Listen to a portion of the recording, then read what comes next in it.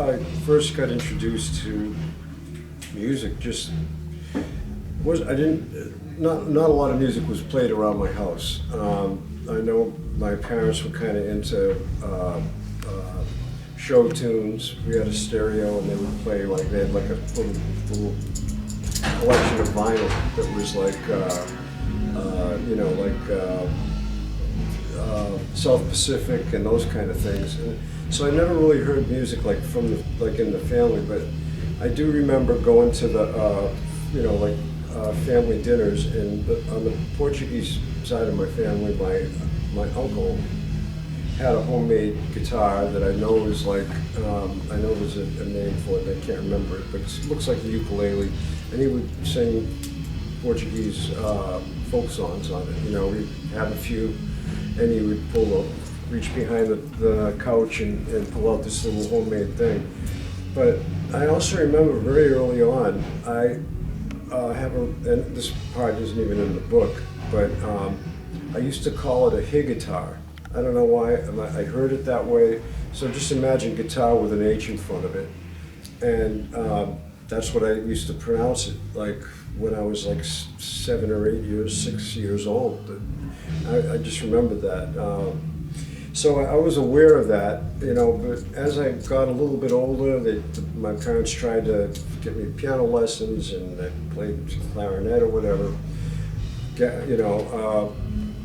and I heard songs on the radio at that time, like late 50s, and there was something about that instrument that caught my ear. And I finally talked my parents into getting me an acoustic guitar or any kind of guitar, and I played it for a while, and then I kind of put it away, and then the Beatles came out, and they were playing guitars, and I remember that I had fooled around on that, and I kind of pulled it out of the closet and started playing it, and that was the first time I really started like matching up this sound. I remember some of the early songs were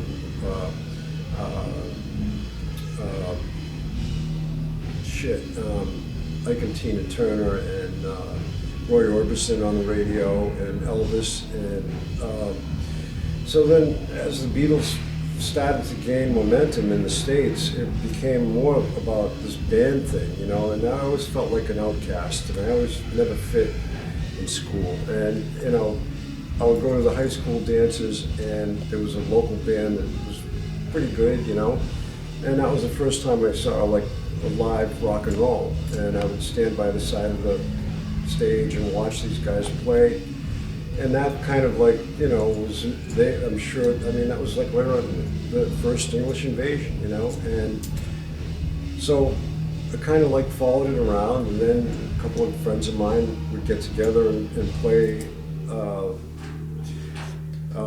Beatles songs, Byrd songs, that kind of stuff. I don't know, kind of a little folky, but there was a lot of music out there that just didn't hit me in the gut the way some songs did, and I figured out that it was like the hard rock that really captured me, you know, and I loved Dylan and I loved all that, but it was really like the hard rock. And then when that first invasion kind of died away, and you know, you were left with Jerry and the Pacemakers and that bunch, and these new bands that were coming over,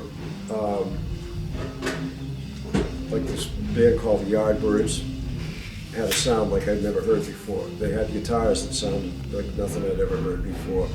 The Stones were pushing the edge, you know, with distorted guitars and kind of outgrowing that pop thing. And so that was, and you know, like that was a big influence on me. And then I started getting old enough to go out on my own. In fact, I saw the Dave Clark 5, which was the very last of the first invasion, and it was fascinating. But again, the guitar thing was not like they just had great pop songs and all that stuff. But it was really like when I started going into town and seeing like the Who and Jeff Beck group playing live, and you know, that was back when you had to stand on the guitar player side of the stage to actually hear the guitar. you know, and it was like, by then I was working in a factory, and the next day I decided I got to get myself a Les Paul. But I had a friend who was like in that band I mentioned in high school, and I took some guitar lessons from him, and I can remember him showing me this catalog, Fender catalog, and I remember it was like $295 for a Stratocaster, which was an astronomical amount of money for my age, you know. But those guitars are probably worth anywhere from $30,000 to $60,000 now, you know. And if I had listened to them, you know, not that I had the money, but you know, anyway. So anyway, that was it. I mean, and but when I saw Jeff live, and also I got a chance to see Mick Taylor play with the John Mayall, and he was playing a Les Paul and an SG and slide guitar, and that's when I got turned on to slide guitar as well. But the main thing is I started looking underneath the songs and seeing who's writing these things. You know, obviously the Beatles, they and Keith and Mick, you know, had the market cornered on like writing their own stuff, but there were all these blues guys who had their names on it. Who's Willie Dixon? Who's Muddy Waters? Who's this, you know? And luckily I had a friend who had a record collection, and he was at school and he was bringing those back, you know, and so I got turned on to those records really early.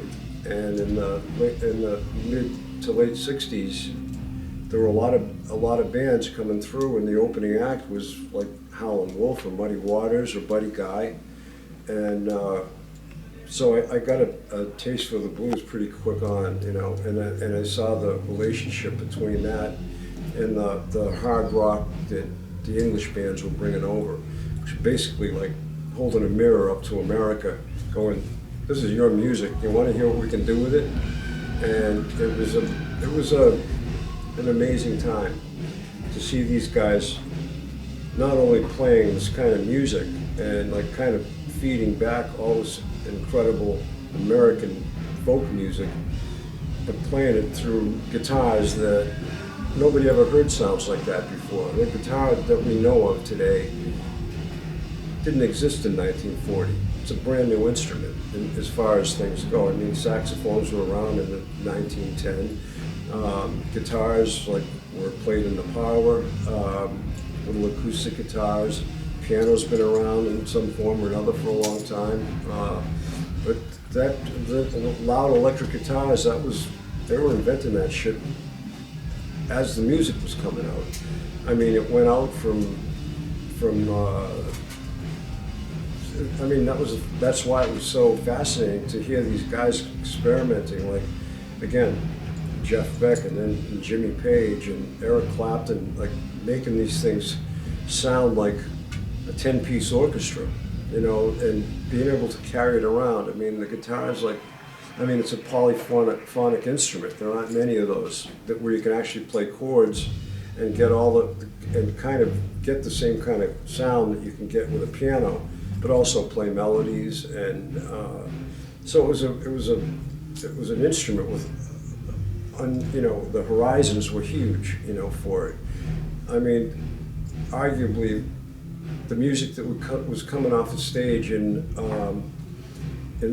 arenas, that was new in itself, but there was as much music going on there as like a 110-piece orchestra, and so it was a really amazing time to see it develop like that. Of course, back then, I didn't appreciate it the way I look back at it now, but that was basically it, you know, and you know, and taking guitars that were based on the Spanish guitar shape, and guys building these wild shaped guitars, and you know, there was a lot of experimentation going on. It was a really, really fascinating time to come up as a musician.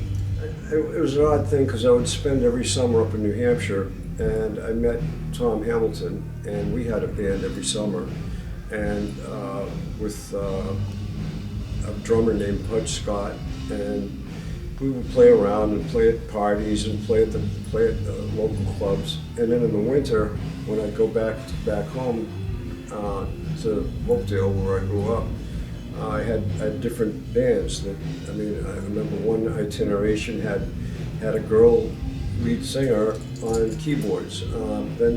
But the final band that I had was called Flash, and we had a cat playing a B3, and I remember we used to lug everything in my mother's station wagon, and everything from the front seat back was filled with equipment, and all four of us would ride in the front seat. So one guy had to sit under the dashboard, and we'd drive off with a trailer. We'd have to drive off to like do frat houses and shit like that.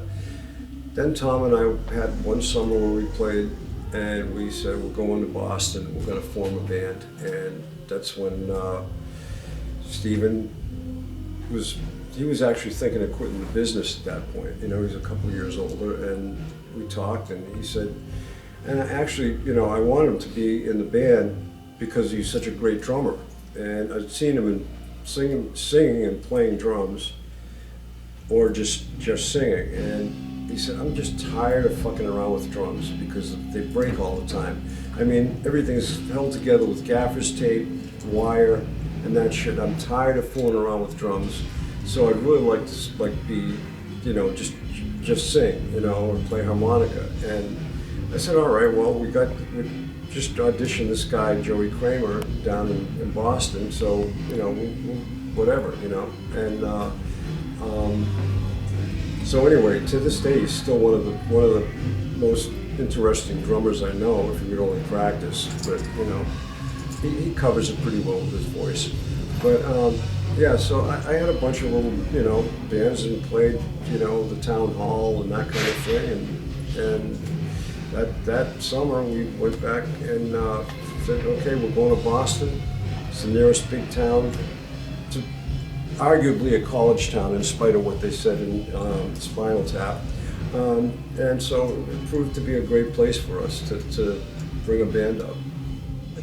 Alice, who was, you know, like, I mean, talk about a pioneer. I mean, having all those great songs, but really doing performance art, you know, and he was really something. And the thing is, you know, he was just a couple years before us, but he went right from Phoenix. As soon as the band made it, they went right to LA. So he got a chance to hang out with The Who and Hendrix and all these cats that we missed out on by, you know, being up in Boston. But it's great to hear the stories. And they had this thing called the Hollywood Vampires Drinking Club. And Harry Nilsson and John Lennon and Keith Moon, they were all part of this drinking club that used to hang out the Rainbow. And by the time we made it out there, that scene had kind of fallen apart. But that's why we ended up doing this thing called the Hollywood Vampires, which we're going out on the road in, what, a month, and playing in Europe. And it's kind of a tribute band to a lot of the people that have died, but we're starting to get a sound, and it's we just cut a new record, and we're really excited about that. And it's a real, like, non-pressure thing. We're out there doing it for the fun of it. If you can, not that we're not doing any of this stuff for the fun of it, but just the personalities just mesh so well. You know, with Johnny being in the band, who's an amazing guitar player, and Tommy Hendrickson and Alice. And Alice is one of the best rock singers out there. You can't, you know, when he plays with the Vampires, he kind of sheds the Alice Cooper thing and improves himself to be a fucking great rock singer. And you know, I've known him for 35 years now, and we're finally working together, and it's great. So. Goes around, man.